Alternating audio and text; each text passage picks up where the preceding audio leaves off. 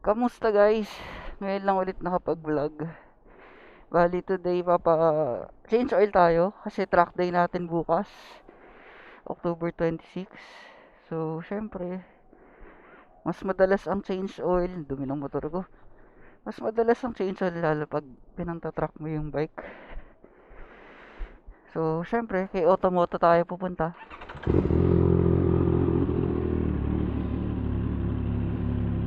Ngayon lang ulit nakapag-vlog kasi may mga pinagkakaabalahan tayo. Automoto sa may Amang Rodriguez, sa may Marcos Highway lang. Doon ako palagi pag may papakabit or may papagawa, doon ako palagi. Kasi trusted ko na.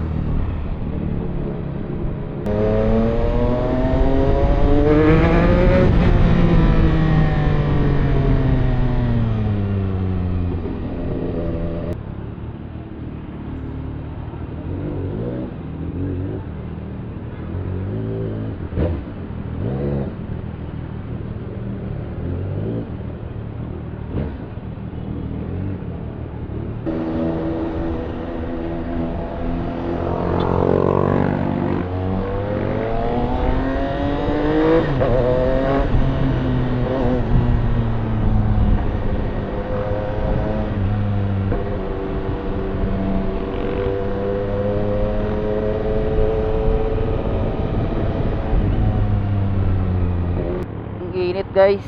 Sana ganito rin bukas. Ang init. Sana ganito rin bukas sa Clark. Hopefully good weather bukas. Wala naman atang bagyo. So guys, yung change oil ko siguro mga every 3 track day. 3 to 4 na track day nag-change oil na ako. Ang gamit ko is Worth or yung Motul. Yung may ester. So, yun yung dalawang gamit ko. Napansin ko kasi pag yun din yung ginagamit ko, mas tumatagal, tsaka mas malamig yung temperature ko. Yun yung napansin ko. Kumpara sa Amsoil na medyo mas mataas ng onti.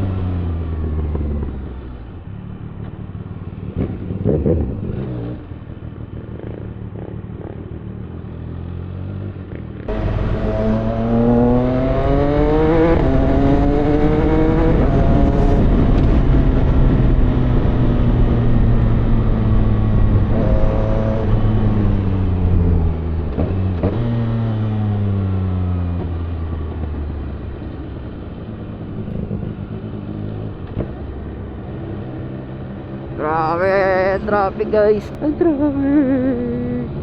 Ganito.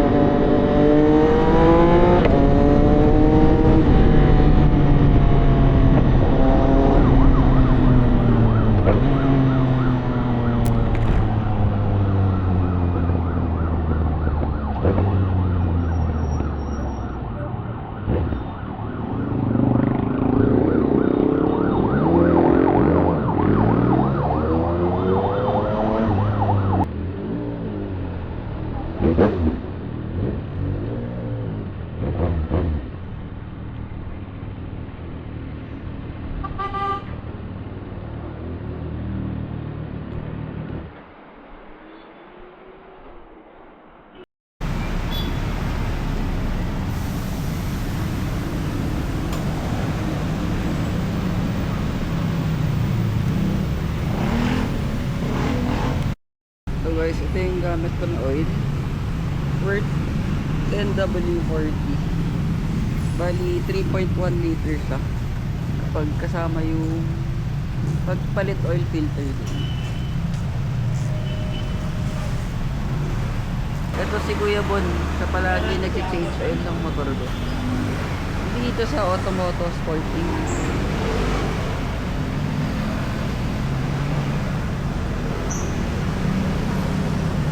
Medyo madilim, naka-ND filter ako. So, dito lang to sa Mang Rodriguez. Automoto Sport Inc. Kung may papagawa kayo sa motor, change oil, kung ano man, wiring, dito. Dito maganda talaga.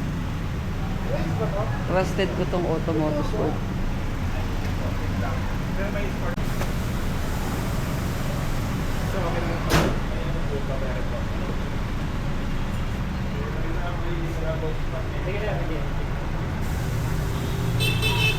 Tapos na, uwian na. Sabak na sa traffic. So, ayun. Thank you, Automoto ulit. Let's go. Shit, nakakatamad ang traffic.